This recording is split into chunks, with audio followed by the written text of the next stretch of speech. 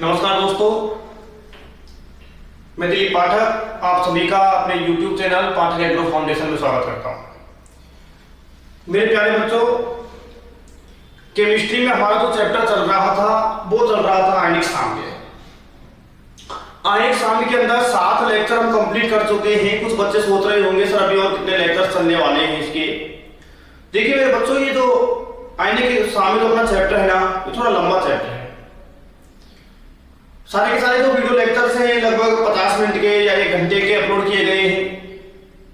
ऐसा भी नहीं 12 मिनट का 13 मिनट का एक लेक्चर बना रहे हैं। कंप्लीट क्लास की तरह ही आपको वीडियो लेक्चर बनाई जा रहे हैं, 50 मिनट 55 मिनट 1 घंटा। लेकिन लंबा चैप्टर है इसलिए इसके लेक्चर्स की जो संख्या है वो ज्यादा है। ज्यादा लेक्चर उसके बचे हुए नहीं है। लास्ट लेक्चर में जो हम बातें कर रहे थे प्यारे बच्चों, वो बातें कर रहे थे बफर विलियन की। बफर विलियन क्या होते थे ये मैं आपको बता चुका हूं। अब इस चैप्टर के अंदर जो हमारी मेन बात बची हुई है वो बची हुई है साल्ट हाइड्रोलाइसिस, लवण जलापघटन। और इसके बाद में जो हम बातें करेंगे वो करेंगे एसिड बेस कंसेप्ट की, अम्ल क्षार धारणाओं की। अलग अलग सिद्धांत वहां पर आपको पढ़ाए जाएंगे। अब ज्यादा कुछ इस चैप्टर में बचा हुआ नहीं है। तो बच्चों आ जाइएगा, आप अपने पूरे के पूरे माइंड को यहां स्थिर कर देंगे। हम बातें कर रहे थे बफर सॉल्यूशन की। बफर सॉल्यूशन के अंदर मेरे बच्चों में आपसे कहा था कि बफर सॉल्यूशन जो होते हैं वो अपनी पीएच में परिवर्तन का विरोध करते हैं। अपनी पीएच को परिवर्तित नहीं होने देते, चाहे इनमें अल्प मात्रा में अम्ल मिलाया जाए, क्षार मिलाया जाए या फिर इनमें जल मिलाया जाए, ये अपनी पीएच में परिवर्तन का विरोध करते हैं। बफर विलियन के प्रकार की यदि बात करें हम तो 2 प्रकार मैंने आपको बताए थे।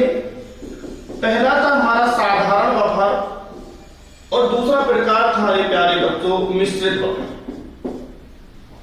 मिश्रित बफर जो है वो फिर से 2 प्रकार के थे हमारे, अम्लीय बफर और क्षारीय बफर। क्लियर? ये मैं आपको पढ़ा चुका हूं बच्चों। अम्लीय बफर भी मैं लास्ट लेक्चर में आपको पढ़ा चुका हूं।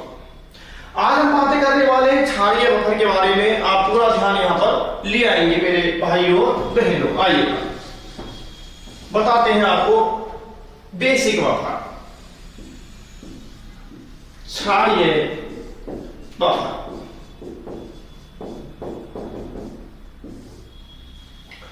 तो अम्लीय बफर का मतलब क्या था बेटा बताओ? अम्लीय बफर का मतलब था दुर्बल अम्ल प्लस उसी अम्ल का प्रबल क्षार के साथ लवण।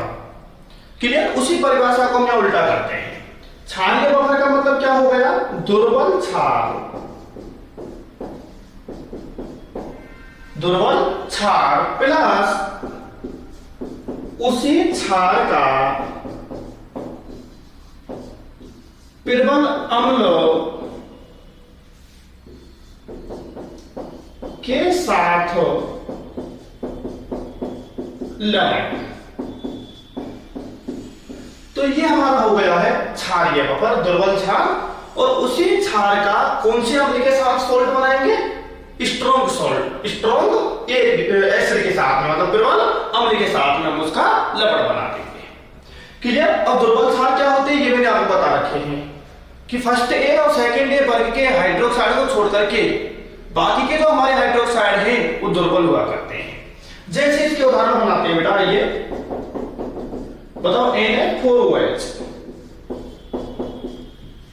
NH4OH बताओ ये कैसा क्षार है? सर ये दुर्बल क्षार है। बहुत अच्छे से मैंने आपको समझा रखे। प्लस अब इस क्षार का आप प्रबल अम्ल के साथ लवण बनाओ। प्रबल अम्ल आपको खूब सारे पता है, जैसे HCl के साथ इसका लवण बनाएंगे तो HCl के साथ इसका लवण बनाएंगे तो क्या बन जाएगा? NH4Cl। ठीक है? तो ये तो हमारा हो गया वीक बेस, वीक बेस हो गया। और ये क्या है? Weak base, weak base. Strong acid, कौन सा एसिड है यहां पर? HCl। HCl लिया तभी तो ये बना है ना स्ट्रॉन्ग एसिड। तो ये हमारे क्षारीय बफर हो गया। क्यों? क्योंकि दुर्बल क्षार प्लस उसी क्षार का प्रबल अम्ल के साथ लवण। प्रबल अम्ल कौन सा लिया है यहाँ? HCl। बोलो बात समझ में आई है? सेकंड एग्जांपल देखो,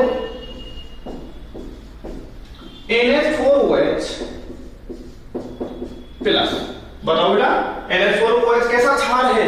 ये दुर्बल क्षार है, ठीक है। इसका किसी प्रबल अम्ल के साथ, यहां पर HCl के साथ बना दिया था, HCl प्रबल अम्ल है हमारा। अब कोई दूसरा अम्ल दिमाग मिलाओ, HNO3 तो प्रबल है, तो HNO3 के साथ में क्या सॉल्ट बनेगा इसका? NH4NO3, NH4NO3 बन जाएगा। किसके साथ बना है ये?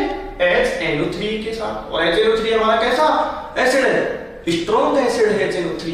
क्लियर? और बनाओ बेटा, और बना लो, कोई दिक्कत नहीं है। NH4OH प्लस H2SO4, H2SO4 प्रबल अम्ल है, तो H2SO4 के साथ में बना दो इसका, तो क्या बन जाएगा? NH4 का होल ट्वाइस SO4। तो दुर्बल क्षार और उसी क्षार का प्रबल अम्ल, बताओ ये कौन सा प्रबल अम्ल लिया था हमने? H2SO4, H2SO4 के साथ में सॉल्ट बना दिया है ये। तो ये हमारे कौन से बफर है? ये हमारे क्षारीय बफर है।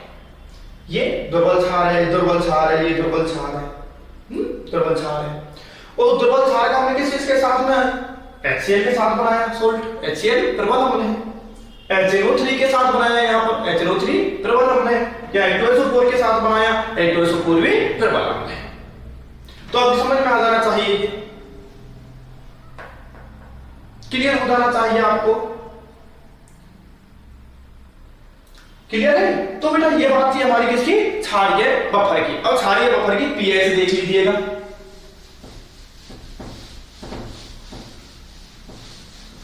देखो क्षारीय बफर की पीएच, क्षारीय बफर की पीएच। तो क्षारीय बफर की पीएच निकालने के लिए मेरे बच्चों पहले हम निकालेंगे पीओएच, बता रखा है मैंने पहले भी। और पीओएच को 14 में से हम माइनस कर देंगे, पीएच आ जाएगी, ठीक है। हेंडरसन समीकरण मैंने आपको बताई थी हम लोग के लिए।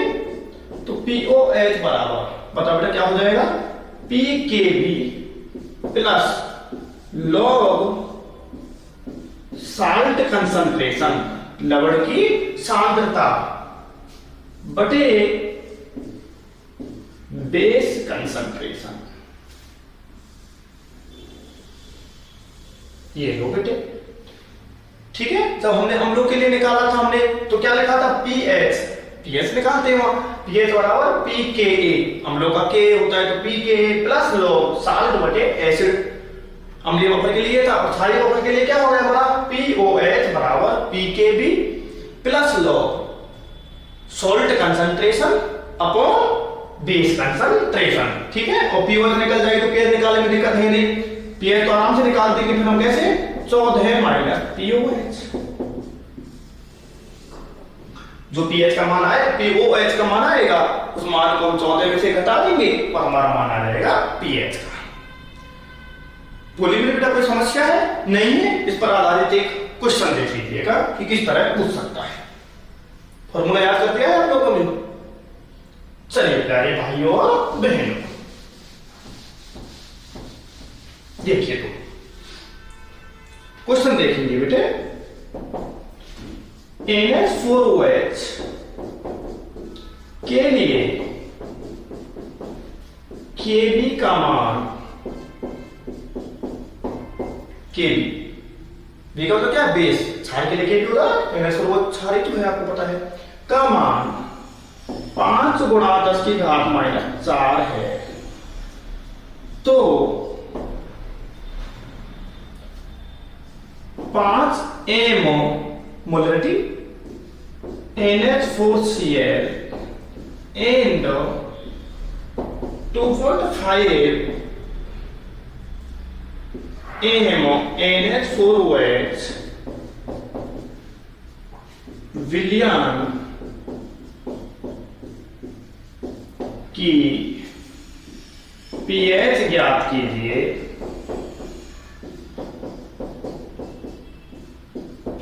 चलिए बेटा सॉल्यूशन पर आ जाएंगे हमारे पास। तो सबसे पहले तो आपको ये पता चल गया होगा कि ये क्वेश्चन जो है ये क्षारीय बफर का है। क्यों? आराम से दिख रहा है, बताइए ये क्या है हमारा? दुर्बल क्षार। NH4OH क्या है? दुर्बल क्षार है। ठीक है। और ये क्या है हमारा, ये क्या है, लवण है। NH4OH की क्रिया किससे की है, HCl से। तो दुर्बल क्षार और उसी क्षार का प्रबल लवण के साथ लवण, इसका मतलब क्षारीय अवस्था का क्वेश्चन है। तो सबसे पहले हम फॉर्मूला लिखते हैं इसके लिए POH। क्षारीय अवस्था के लिए पहले पीएच नहीं निकलेगी, पहले क्या निकलेगी, POH निकलेगी। ठीक है, अभी आपको बता दिया था। बताओ बेटा, PKB plus log salt concentration upon base concentration.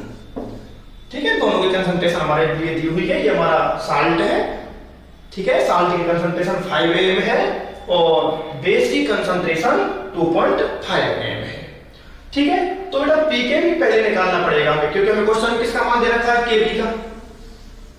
तो पहले केबी से क्या निकालो, पीकेबी। वो मैंने आपको सिखा रखा है, देखिए इधर पीकेबी बराबर माइनस लॉग केबी।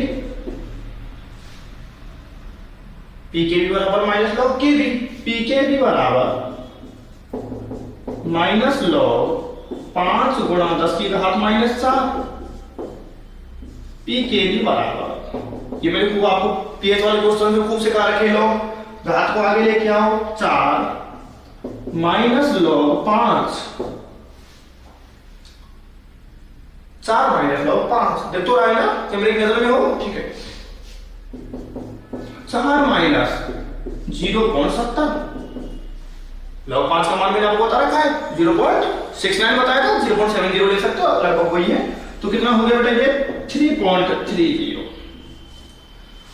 तो सबसे पहले हमें केबी का मान दिया था, केबी के मान से हमने पीकेबी निकाल लिया 3.30। अब इधर आ जाएगा, मानो को रख दो बस, POH बराबर पीकेबी हमने मान निकाला हुआ है 3.30 प्लस लॉग साल्ट की कंसंट्रेशन देखिएगा, साल्ट की 5 m अपॉन 2.5। बताओ बेटा कितनी बार भाग चला जाएगा, 2 बार चला जाएगा, लॉग 2 आ जाएगा यहाँ पर। 3.30 प्लस लॉग 2। लॉग 2 का मान सभी जानते हो कितना होता है, 0.30। 3.30 प्लस लॉग 2 का मान 0.30 कितना आ जाएगा, ये 3.60। तो ये हमारी क्या है, ये POH आ गया। लेकिन क्वेश्चन में हमसे क्या पूछिए, PS 14 से माइनस कर दो। PS बराबर 14 माइनस POH, 14 माइनस POH का मान 3.60, तो आ जाएगा 10.40। 10.40 इसका आंसर आ जाएगा मेरे प्यारे भाइयों और बहनों। देख लो, नोट करिएगा जल्दी से क्वेश्चन को। आ गया ना समझ में, आराम से समझ में आ गया है। केबी का मान दिया है, केबी का मान दिया है, पहले हमने पीकेबी निकाल लिया, उसका फॉर्मूला हमारे पास में है। क्षारीय बफर है तो पहले POH निकली और POH को हमने 14 में से घटा दिया, जिससे हमारी क्या निकल करके आ गई, PH कितनी, 10.40। 10.40 करिएगा भाई जल्दी से नोट, ठीक है। चलिएगा, तो इस तरह से हम आराम से कर देंगे अम्लीय बफर और क्षारीय बफर के क्वेश्चंस को। आइए, तो ये बातें हमने की है बच्चों बफर विलयन की। अब हम बहुत ही महत्वपूर्ण टॉपिक की तरफ बढ़ने वाले हैं। थोड़ा सा डराने वाला टॉपिक है, लेकिन आप डरने वाले नहीं हो। हम बातें करेंगे लवण जलावटन की। आइएगा, बहुत इंपॉर्टेंट टॉपिक, बहुत ज्यादा इंपॉर्टेंट, लवण जलावटन। तो आपके जेट के लिए यदि मैं आपसे बात करूं तो जेट के अंदर यहां से न्यूमेरिकल कभी पूछा नहीं गया है, न्यूमेरिकल नहीं पूछा जाता है, लेकिन यहां से कंसेप्ट पूछ लिया जाता है, कोई भी फॉर्मूला पूछ लिया जाता है। सारे के सारे मैं फॉर्मूला आपको बताऊंगा, सारे के सारे कंसेप्ट मैं आपको बताऊंगा, किस तरह से सॉल्व करना है, सब कुछ मैं आपको बताने वाला हूं। तो सबसे पहले मेरे बेटा लवण पर आ जाते हैं हम। लवण, सॉल्ट, ठीक है, इसको हम बोलते हैं इंग्लिश में सॉल्ट, हाइड्रोलाइसिस, ठीक है। तो सॉल्ट आप अच्छे से जानते हैं, कोई भी सॉल्ट हमने लिया होगा, जैसे NaCl, आपको पता है NaCl क्या होता है, सॉल्ट होता है, ठीक है। अब NaCl को यदि हम पानी में घोलेंगे तो ये किस किस में टूटेगा बताओ बेटा, Na+ और Cl-, धनायन और ऋणायनों में टूट जाएगा ये, ठीक है। अब Na+ मतलब धनायन, और धनायन को क्या बोलते हैं बेटे, कैटायन बोलते हैं इंग्लिश में। तो ये तो हमारा कैटायन हो गया, और ये है हमारा एनायन। धनायन बोले तो कैटायन और ऋणायन बोले तो एनायन। तो आप अच्छे से जानते हैं कि सॉल्ट जो होता है इसमें हमारे दो पार्ट हो गए, एक कैटायन हो गया और एक एनायन हो गया, ठीक है। अब H2O को देखो, H2O को देखते हैं। H2O को भी यदि हम देखें तो यहाँ पर H+ आयन हुआ करते हैं और OH- आयन हुआ करते हैं, ठीक है। तो बताओ बेटा Na+ जो है कैटायन जो है, कैटायन किसके साथ कंबाइंड होंगे, इसके एनायन के साथ, OH- के साथ। Na+ किससे जुड़ेगा, OH- से। तो सिंपल बात है, ये इस तरह जुड़ेंगे। और Cl- किससे जुड़ेगा, H+ से जुड़ेगा, H+ से जुड़ेगा। तो कैटायन जो है वो, कैटायन जो है हमारा, वो कैटायन तो किससे क्रिया करेगा वाटर के, OH- से करेगा। देख अपोजिट चार्ज हो गए ना, अपोजिट चार्ज है, विपरीत आवेश, विपरीत आयन हो गए। और हमारा जो एनायन है Cl- जो है वो किससे क्रिया करेगा, H+ से क्रिया करेगा, जल से क्रिया कर लेंगे दोनों आयन, ठीक है। तो ये कैटायन है, ये एनायन है। अब ध्यान से सुनने वाली बात है मेरे बच्चों, देखिए हो सकता है कि कैटायन और एनायन, कैटायन और एनायन ये दोनों ही क्रिया कर ले जल से, दोनों ही आयन कंबाइंड हो जाए, ठीक है। कैटायन तो किससे कंबाइंड हो जाएगा, OH- से, और एनायन किससे कंबाइंड हो जाएगा, H+ से। हो सकता है कि दोनों ही कंबाइंड हो जाए, हो सकता है कि दोनों में से एक कंबाइंड हो, कैटायन कंबाइंड हो गया, एनायन कंबाइंड नहीं हुआ, कैटायन कंबाइंड नहीं हुआ, एनायन कंबाइंड हो गया, ऐसा भी हो सकता है। तो फिर ऐसा भी हो सकता है कि दोनों में से कोई भी कंबाइंड नहीं हो। बात आपकी समझ में आ जानी चाहिए। दोबारा देखो बोले ही क्या क्या है हमारे यहाँ, कैटायन और एनायन। कैटायन किससे कंबाइंड होगा, OH- से कंबाइंड होगा, और एनायन किससे कंबाइंड होगा, H+ से कंबाइंड होगा। तो हो सकता है कि दोनों ही कंबाइंड हो जाए, हो सकता है कि ये कंबाइंड हो जाए, ये कंबाइंड नहीं हो सकता है कि ये कंबाइंड नहीं हो, ये हो जाए, हो सकता है कि कैटायन भी कंबाइंड नहीं हो और एनायन भी कंबाइंड नहीं हो, कोई सा ही कंबाइंड नहीं हो। तो सर दोनों में से कोई सा ही कंबाइंड नहीं हुआ मान लो, तो सर इसका मतलब तो हाइड्रोलाइसिस हुआ ही नहीं। बिल्कुल बिल्कुल होता भी नहीं है। किसके लिए नहीं होता, प्रबल अम्ल और प्रबल क्षार। चलिए हम बातें करते हैं, ये बातें आपकी समझ में आ गई होंगी। चलिए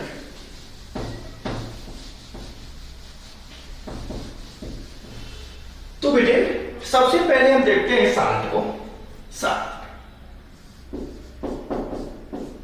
तो हमारे 4 प्रकार के साल्ट बन जाएंगे, 4 प्रकार के सॉल्ट हम बना लेते हैं। सबसे पहला जो सॉल्ट है हमारा, देखते रहिएगा सब समझ में आ जाएगा। पहला सॉल्ट कौन सा हो सकता है, ऐसा पहला सॉल्ट हो सकता है strong acid strong base salt, कि प्रबल अम्ल और प्रबल क्षार से मिलकर के बना हुआ सॉल्ट हो सकता है।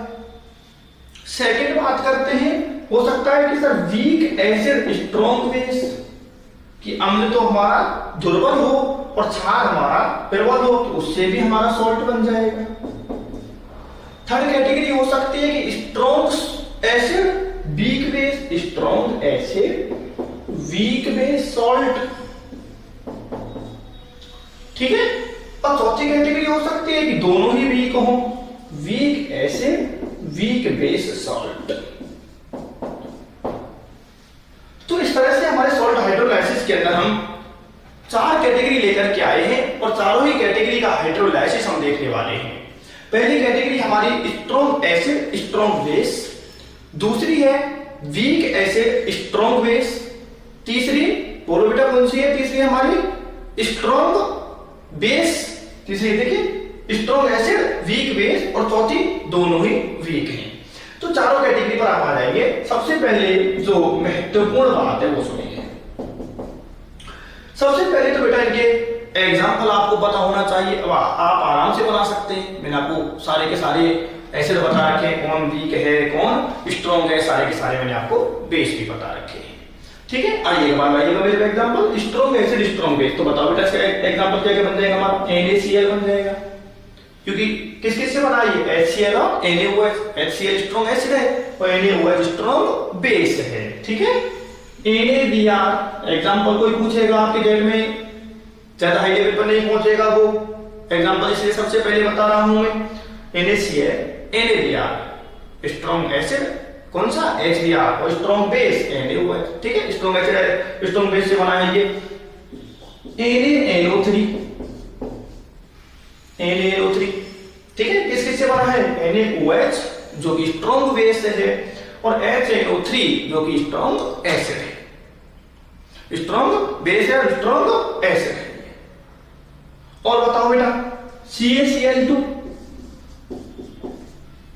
तो CaCl2 किससे बना है? Calcium hydroxide. Calcium hydroxide strong base है, और HCl स्ट्रॉन्ग एसिड है। तो ये वाली कैटेगरी चल रही है हमारी, इसके एग्जांपल बता रहा हूं सारे के सारे। ओके भैया जी, और बताओ BaCl2। हाँ सर ये भी हो जाएगा BaCl2। तो BaOH उल्टा बेरियम हाइड्रोक्साइड स्ट्रॉन्ग बेस है, और HCl स्ट्रॉन्ग एसिड है, स्ट्रॉन्ग एसिड है। बोलो कोई दिक्कत आई है इसमें? तो ये सारे के सारे हमारे क्या हो गए बेटा? फर्स्ट वाली कैटेगरी हो गई स्ट्रॉन्ग एसिड स्ट्रॉन्ग बेस के सॉल्ट। नोट कर लो चलो, ये स्ट्रॉन्ग एसिड स्ट्रॉन्ग बेस के आप आराम से इनको पहचान सकते हैं। चलो इस पर आओ, week acid strong base. Weak acid, खूब सारे वीक एसिड आपके दिमाग में आ रहे हैं। HCOOH का बना दो चलो, तो बन जाएगा HCOONA। HCOONA, तो HCOOH फॉर्मिक एसिड, ये तो हो गया weak acid. Weak acid, weak acid. और NaOH, NaOH ये हो गया हमारा स्ट्रॉन्ग बेस। बिल्कुल कैटेगरी मैच कर रही है ना, वीक एसिड स्ट्रॉन्ग बेस। और बनवाओ चलो बेटे CH3COONA। CH3COONA, तो ये तो हो गया हमारा weak acid. CH3COOH weak acid, और NaOH strong base, strong base. ठीक है, इस वाली कैटेगरी का एग्जांपल इधर आप देख लीजिए, हो सकता है तो नहीं दिख रहा हो। और बताओ बेटा इसके कोई नहीं आ रहे? मुझे तो आ रहे हैं। Na2CO3 बिल्कुल आ गया सर, आपको भी आ गया। NaOH, NaOH क्या है? स्ट्रॉन्ग बेस है, स्ट्रॉन्ग बेस है NaOH। और ये बताओ एसिड कौन सा है? बिल्कुल दिमाग में आ गया होगा, सिंपल चीज है बिल्कुल, H2CO3। और H2CO3 कैसा एसिड है? वीक एसिड है, वीक एसिड है। ठीक है, KCl ये इंपॉर्टेंट है, इसको मत भूलना। ठीक है, पूछा गया है एक बार। KCl, तो बताओ किस किस से बना है? KOH, KOH आप जानते हैं KOH कैसा बेस है? स्ट्रॉन्ग बेस है KOH। और HCl एसिड है यार।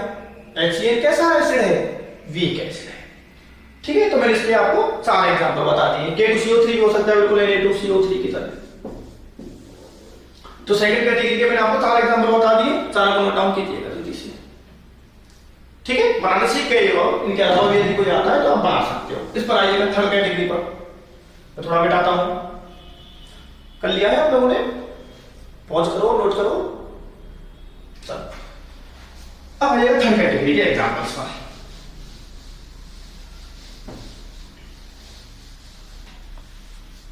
हाँ जी, थर्ड कैटेगरी की हम बात करें तो क्या है हमारा? Weak base strong acid.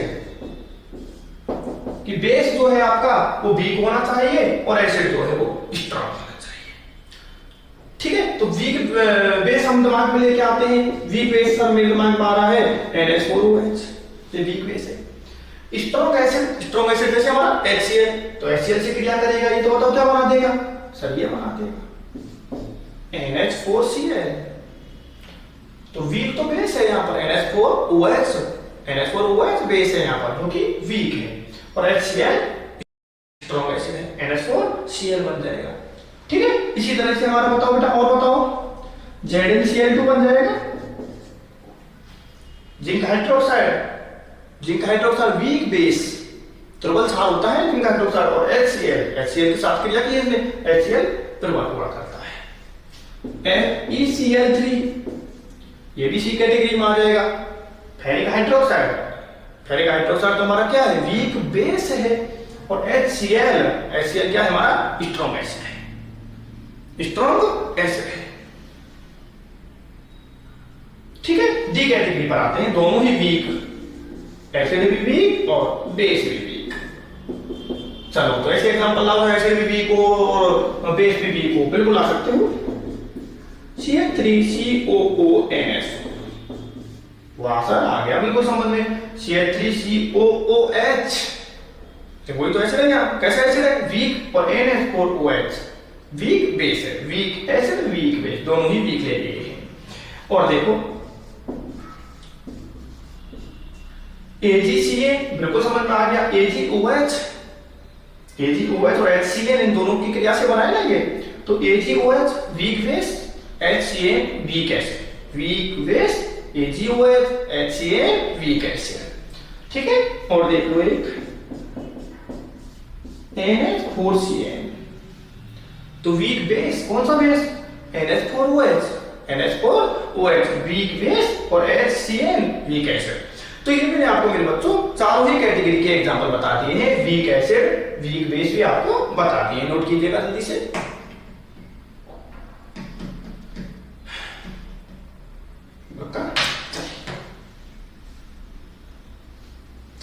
चलो भैया जी, अब आएंगे मेरे प्यारे बच्चों, अब इन कैटेगरी की बात करते हैं। सबसे पहली जो कैटेगरी हमारी है वो है strong acid strong base salt. Strong acid strong base salt, जैसे इसका एक एग्जांपल यहां लिख देते हैं, जैसे अभी मैंने बहुत सारे एग्जांपल आपको बताए इसके, NaCl strong acid strong base. ठीक है, चलिए इसकी बात मैं आपको बताऊं तो बताओ बेटा, दोनों ही स्ट्रॉन्ग हैं, तो एक दूसरे को क्या कर देंगे, एसिड और बेस एक दूसरे को क्या कर देंगे, न्यूट्रल कर देंगे। तो सबसे पहली बात तो यहां पर क्या होगा, एक पॉइंट बताते चलिएगा कि उदासीन होंगे। विलयन कैसा होगा इनका, उदासीन होगा, क्योंकि दोनों ही स्ट्रॉन्ग हैं। उदासीन है इसका मतलब पीएच कितनी होगी, सर पीएच 7 होगी, सीधी बात है, पीएच 7 होगी, उदासीन विलयन की पीएच 7 होती है। और बताओ एक महत्वपूर्ण बात मैंने अभी आपको बताई थी, इनका हाइड्रोलाइसिस नहीं होता, हाइड्रोलाइसिस नहीं होता। अब देखिए बेटा क्यों नहीं होता, ये तो मैं आपको अभी बताने वाला हूं, क्लियर कर दूंगा कि इनका हाइड्रोलाइसिस क्यों नहीं होता। लेकिन एक बात जरूर याद रखनी है कि जितना स्ट्रॉन्ग कंपोनेंट आएगा ना, जब स्ट्रॉन्ग कंपोनेंट आएंगे तब हाइड्रोलाइसिस कम होगा, जितना वीक होगा उतना अधिक हाइड्रोलाइसिस होगा। मतलब मैं सीधा सा आपको बता दूं, जो कमजोर है ना उसका जब अपघटन होगा वो टूटेगा, स्ट्रॉन्ग टूटेगा नहीं। स्ट्रॉन्ग कहेगा कि मैं हाइड्रोलाइसिस करने वाला नहीं हूं, क्यों नहीं है वो सारी बातें मैं आपको क्लियर कर दूंगा। तो ये क्लियर करने से ज्यादा अच्छा है कंपटीशन के लिए, आप अपने दिमाग में बिल्कुल सेट रखें, जो जितना कमजोर होगा, जब जितना कमजोर कंपोनेंट होगा, वीक कंपोनेंट होगा, हाइड्रोलाइसिस ज्यादा होगा। अब यहां पर दोनों ही कंपोनेंट कैसे स्ट्रॉन्ग है, एसिड भी हमारा स्ट्रॉन्ग है और बेस भी हमारा स्ट्रॉन्ग है, तो दोनों ही स्ट्रॉन्ग है तो फिर हाइड्रोलाइसिस नहीं होगा। दोनों में से यदि एक भी वीक है तो हाइड्रोलाइसिस होगा, और सर दोनों ही वीक हैं, फोर्थ कैटेगरी को भी बताई थी, दोनों ही वीक हैं तो हाइड्रोलाइसिस सबसे ज्यादा होगा। तो क्वेश्चन कई बार पूछ लिया जाता है कि निम्न में से किसका सर्वाधिक जल अपघटन होगा, 4 ऑप्शन हमको दे देगा, तुम उस ऑप्शन को ढूंढेंगे जहां पर दोनों ही वीक कंपोनेंट है, एसिड भी वीक है और बेस भी वीक है, उसका हाइड्रोलाइसिस सबसे ज्यादा होगा। और जब दोनों ही यदि स्ट्रॉन्ग है दोनों ही कंपोनेंट यदि स्ट्रॉन्ग हैं, इसका मतलब उनका हाइड्रोलाइसिस नहीं होगा, उनका हाइड्रोलाइसिस नहीं होगा। क्लियर है? अब इनका हाइड्रोलाइसिस क्यों नहीं होगा वो देखिए, ध्यान से देखेंगे, क्लियर कर देता हूं आपके कंसेप्ट को। तो हमने एग्जांपल ले लिया strong acid strong base salt का एग्जांपल ले लिया, हाइड्रोलाइसिस हमने इसका करवा दिया। तो क्या होगा बेटे, तोड़िएगा इनको, Na प्लस NaCl भी टूटेगा, H2O भी टूटेगा, plus Cl minus plus H plus plus OH minus, दिख रहा होगा, और जो नहीं दिखा है तो OH माइनस लिखा हुआ है, पता नहीं रहता है केमिकल नेचर का। तो हमने इसको तोड़ दिया, NaCl टूट गया Na प्लस और Cl माइनस में, H2O टूट गया H प्लस और OH माइनस में। अब मैंने भी आपको बताया था, मतलब कैटायन जो है, कैटायन Na प्लस जो है ये किससे क्रिया करेगा, OH माइनस से क्रिया करेगा, इसके साथ में कंबाइंड होगा, ये अभी बता दिया था क्लियर। और Cl माइनस किसके साथ कंबाइंड होगा, ये H प्लस के साथ कंबाइंड होगा। क्लियर? आइएगा देखते हैं किस तरह होगा और क्या होगा, यहां तक का क्लियर होना चाहिए भाइयों, नोट कर लिया आप लोगों ने? चलिएगा, हम उसे कहते हैं सर PDF सेंड कर दीजिए, वो बच्चों सबसे अच्छा है कि आप हाथ से लिखें, नोट्स खुद बनाएं, बहुत अच्छा समझ में तभी आता है। ठीक है, चलिए अब हम बात करते हैं Na प्लस आ जाएगा, किससे कंबाइंड करेगा वो, OH माइनस से कंबाइंड होगा, Na प्लस OH माइनस के साथ कंबाइंड होगा, और क्या बनाएगा बताओ बेटा, NaOH बनाएगा। क्लियर बात समझ में आ रही है? अब एक बात बताओ, NaOH कैसा बेस है, ये स्ट्रॉन्ग बेस है, आपको पता है स्ट्रॉन्ग बेस है, ये स्ट्रॉन्ग बेस है, और स्ट्रॉन्ग बेस है NaOH, तो NaOH OH माइनस लेना थोड़ी चाहेगा, बेस कौन होते हैं जो OH माइनस को देते हैं, और ये तो बहुत ज्यादा स्ट्रॉन्ग बेस है, और स्ट्रॉन्ग बेस है तो फिर ये कहेगा कि मैं तो OH माइनस को त्यागने की प्रवृत्ति रखता हूं, मैं तो OH माइनस रिलीज करूंगा, तो ये अक्रिया जा रही है, ये कहेगा कि भाई मैं तो OH माइनस देने वाला हूं, ये स्ट्रॉन्ग बेस है तो फास्टली OH माइनस देगा, ये तो कहेगा कि मैं OH माइनस से जुड़ने वाला नहीं हूं, मैं तो टूटने वाला हूं, तो ये टूटने लगेगा। अब ये रिएक्शन जो है कि इधर वाली रिएक्शन तो बहुत कम होगी, क्योंकि NaOH की प्रवृत्ति क्या है, OH माइनस को त्यागने की प्रवृत्ति है, और त्यागने की प्रवृत्ति है तो फिर इस तरह से टूटेगा OH माइनस को मुक्त करेगा। तो ये रिएक्शन माना कि हमारी 1% हो रही है, तो ये होगी 99%, 99% तो ये रिएक्शन चलेगी, क्योंकि NaOH इज ये स्ट्रॉन्ग बेस, ये स्ट्रॉन्ग बेस है बेटे, ये OH माइनस को त्यागने की प्रवृत्ति रखता है, OH माइनस को त्यागेगा, फास्टली त्यागेगा। तो बताओ ये रिएक्शन चल रही है, ये तो चल ही नहीं रही है, एक तरह से हम कह सकते हैं तो चल ही नहीं रही है। तो क्या Na प्लस जो है वो वाटर के OH माइनस के साथ कंबाइन हुआ, क्या रिएक्शन चली? सर नहीं चली, इसका मतलब हाइड्रोलाइसिस हुआ ही नहीं। कैसे नहीं हुआ समझ में आ गया? क्योंकि हाइड्रोलाइसिस कब होता, जब ये वाटर के OH माइनस के साथ में क्रिया करता है, तो हाइड्रोलाइसिस नहीं हुआ, हाइड्रोलाइसिस नहीं हुआ। ये तो बात समझ में आपके आनी चाहिए थी, मैंने बहुत अच्छे से आपको समझाई। क्यों नहीं हुआ वो आपको लिखा हुआ है, क्योंकि स्ट्रॉन्ग बेस है, स्ट्रॉन्ग बेस है, ये फास्टली OH माइनस को त्यागना चाहेगा, ये जितना जुड़ना नहीं चाहेगा इतना ये टूटना चाहेगा। तो ये तो कहानी समझ में आ गई कि Na प्लस तो हाइड्रोलाइसिस करने वाला है नहीं, ये तो जल अपघटित होने वाला है नहीं। सर क्या पता Cl माइनस हो जाए, चेक कर लेते हैं, उसको भी चेक कर लेते हैं। आइए,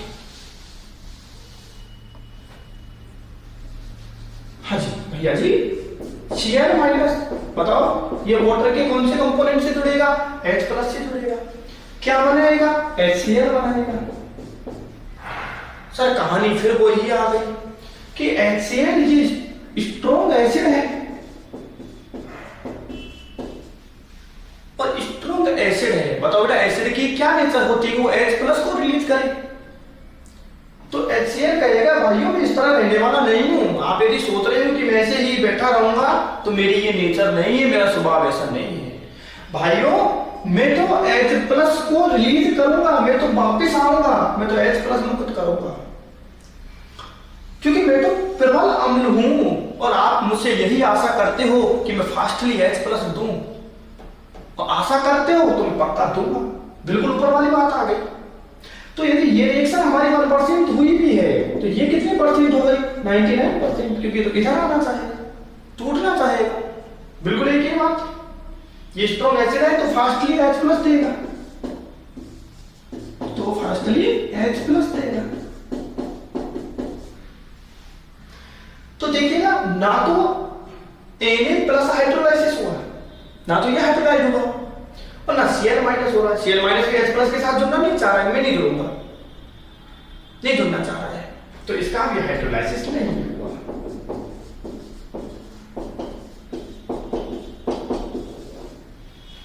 तो बताइए, मैंने अभी आपसे कही थी, या तो हो सकता है कि कैटाइन जल से जुड़े, एनाइन जुड़े, हो सकता है दोनों जुड़े, हो सकता है कोई सा भी नहीं जुड़े, तो या तो कोई सा भी नहीं जुड़ा, ना तो Na प्लस कंबाइंड हुआ है इसके साथ में, और ना ही Cl माइनस कंबाइंड हुआ है। इसका मतलब ये हुआ कि स्ट्रॉन्ग एसिड और स्ट्रॉन्ग बेस जो सॉल्ट होते हैं, इनका जल अपघटन नहीं होता है। क्यों नहीं होता है? सब कुछ आपके सामने है, सब कुछ आपके सामने है प्यारे भाइयों। ठीक है, चलिए एग्जाम्पल मैंने आपको बताई दिए। ठीक है, pH कितनी होगी? 7 होगी। कैसा होगा सॉल्यूशन? उदासीन होगा, इनका हाइड्रोलाइसिस नहीं होगा।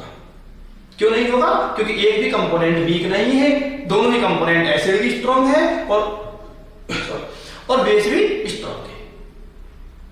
ठीक है, एक वीक होगा दोनों में से, या दोनों ही वीक होंगे तो ही हाइड्रोलाइसिस होगा। चलिए मेरे भाइयों बहनों, हम सेकंड कैटेगरी की तरफ मूव करेंगे।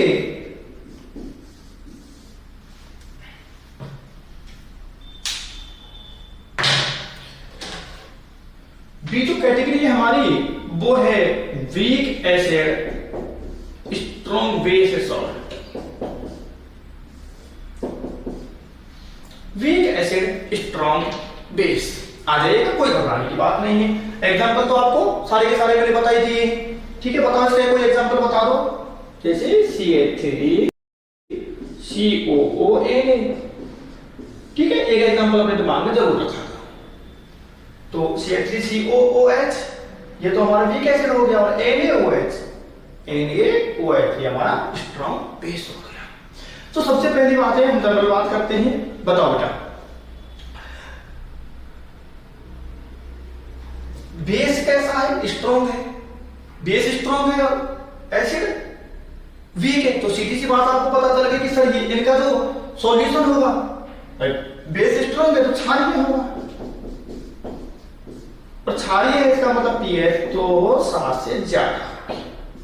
ये तो बात सिंपल सी हो गई, आप आराम से देख के बता सकते हैं। जो स्ट्रॉन्ग है वो अपनी तरफ चीजों को खींचेगा। स्ट्रॉन्ग बेस है तो सॉल्यूशन बेसिक होगा, क्षारीय होगा, और क्षारीय का मतलब आप जानते हैं कि pH जो है वो 7 से ज्यादा होगी।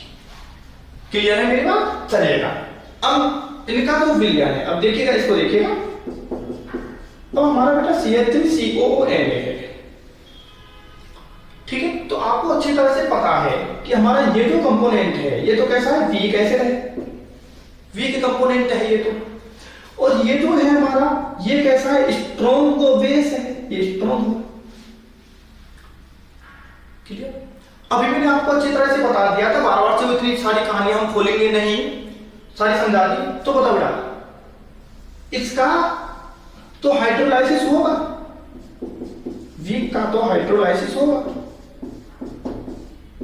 वीक कंपोनेंट का तो होगा, लेकिन स्ट्रॉन्ग कंपोनेंट का हाइड्रोलाइसिस नहीं होगा।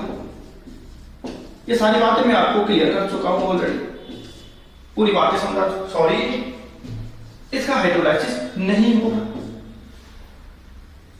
क्लियर है? तो किसका हाइड्रोलाइसिस होगा? केवल CH3COO माइनस का। अरे इसको तोड़ लो ना भैया जी, CH3COO माइनस और Na प्लस, COO माइनस और Na प्लस। तो Na+ तो है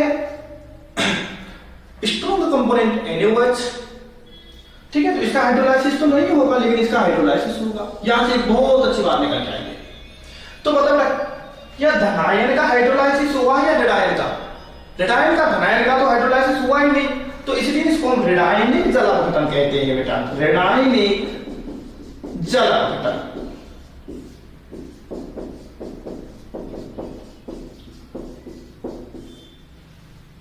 ये बात बिल्कुल ध्यान रखनी है आपको। क्या कहते हैं इसको? ऋणायनिक जल अपघटन, क्योंकि केवल किसका जल अपघटन हुआ है? हाइड्रोलाइसिस केवल किसका हुआ है? Week component. वीक कंपोनेंट कौन था हमारा? ऋणायन था, CH3COO-। ऋणायनिक जल अपघटन, एनायनिक हाइड्रोलाइसिस कहते हैं इसको, एनायनिक हाइड्रोलाइसिस कहते हैं।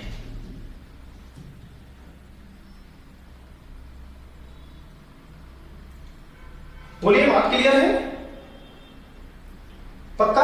अब मेरे को आप बताइए, चलिए यहां तक समझ में आ जाना चाहिए आप लोगों के। चलो अब एक बात बताओ, सारे के सारे कंसेप्ट बता रहा हूं, कोई फॉर्मूला नहीं बता रहा हूं, क्योंकि फॉर्मूला से ज्यादा क्वेश्चन भी नहीं आते आपके नेट में। तो थर्ड देखिए, मैंने कहा कि वीक बेस और स्ट्रॉन्ग एसिड है, तो सबसे पहले तो आप अपने माइंड में कोई ना कोई एग्जांपल आया करो। सबसे पहले एग्जांपल लिखा करो। वीक बेस G और स्ट्रॉन्ग एसिड। चलो सर, वीक बेस अपने दिमाग में आया सर NH4OH, बिल्कुल आया सर। स्ट्रॉन्ग एसिड HCl आया है, तो बनेगा दोनों को मिलाकर के NH4Cl।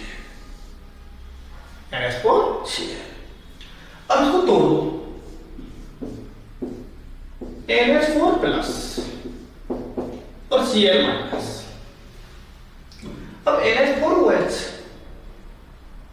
ये तो हमारा वीक कंपोनेंट है, समझ में आ रहा है ना? वीक बेस है ये, तो वीक बेस, ठीक है। और ये क्या है? HCl से आया है ना ये, तो ये स्ट्रॉन्ग एसिड है, स्ट्रॉन्ग,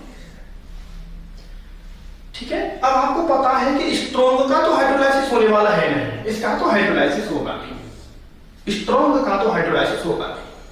तो हाइड्रोलाइसिस किस कंपोनेंट का होगा? वीक का। और वीक कैसा है? धनायन है। तो बताओ मेरे बेटे, कौन सा जल अपघटन हो गया ये? धनायनिक जल अपघटन। क्वेश्चन बहुत आता है मेरे बच्चों यहां से, धनायनिक जल अपघटन, धनायनिक। रटने की जरूरत नहीं है, मैंने बिल्कुल नहीं कहा है आपसे डायरेक्ट एप्लीकेशन अपनाइएगा यहां पर। हो सकता है फॉर्मूला में थोड़ा सा आपको रटना पड़ेगा, क्योंकि हम उनको व्युत्पन्न नहीं करेंगे, हम उनको जरूर डायरेक्ट याद करेंगे, उनको व्युत्पन्न हम नहीं करेंगे। यदि आप जेई पढ़ रहे होते तो जरूर व्युत्पन्न करते कि कैसे उनके फॉर्मूले आए, क्योंकि जेड में काम नहीं पड़ता, ICL में काम नहीं पड़ता। बात क्लियर तो हो गई है ना? क्यों कह रहे हैं इसको धनायनिक? क्योंकि धनायन कैसा वीक कंपोनेंट है, वो वीक कंपोनेंट का ही हाइड्रोलाइसिस हुआ करता है, ठीक है। और कहानी बता दो इसके लिए, बताओ स्ट्रॉन्ग कौन है? एसिड है, स्ट्रॉन्ग एसिड है, तो बताओ कैसा होगा? एसिड की चलेगी, सॉल्यूशन जो है वो अम्लीय होगा, और अम्लीय होगा तो पीएच जो है वो 7 से कम होगी, पीएच 7 से कम होगी। नाम जरूर याद रखना है, धनायनिक कौन सा है, ऋणायनिक कौन सा है। रटने की बिल्कुल मैंने आपसे कहा नहीं है, आराम से देख लो। यदि धनायन वाला कंपोनेंट वीक है तो धनायनिक हो जाएगा, ऋणायन वाला कंपोनेंट वीक है तो ऋणायनिक हो जाएगा, और दोनों ही कंपोनेंट वीक है। आइएगा कहानियों पर, चौथी कैटेगरी पर पहुंचते हैं आपको लेकर के। आइए हम 4th कैटेगरी की बात करते हैं बच्चों, weak acid, weak base salt. तो कोई एग्जांपल हम ले आते हैं बच्चों, चलो CH3COONH4, क्या दोनों ही वीक हैं? CH3COOH तो यहां एसिड रहा होगा तो वीक है, और NH4OH वीक बेस है, वीक बेस है। तो हम सबसे पहले इसको तोड़ते हैं, चलो हाइड्रोलाइसिस करेंगे, टूटेगा ना पहले, CH3COO- और NH4+। ये वीक एसिड से आया है, और ये weak base, weak acid, weak base. Sir यहां तो दोनों ही वीक हैं, धनायन भी वीक है और ऋणायन भी वीक है, दोनों वीक है, तो फिर दोनों का हाइड्रोलाइसिस हो जाएगा, वीक बेस, वीक एसिड, दोनों का ही हो जाएगा। तो बताओ इसको क्या कहेंगे बच्चों? बच्चों बताओ ना, धनायनिक ऋणायनिक जला को घटा दो, धनायनिक ऋणायनिक जला को घटा।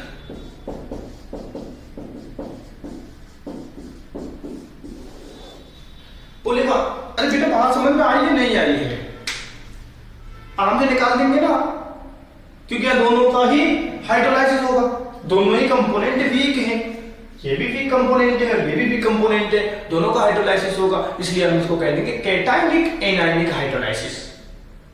Cationic anionic hydrolysis. तो ये मैंने आपको चारों कैटेगरी बता दी है, ठीक है ना, strong acid, strong base, strong acid, weak base, ठीक है, strong base, weak acid, weak acid, weak base.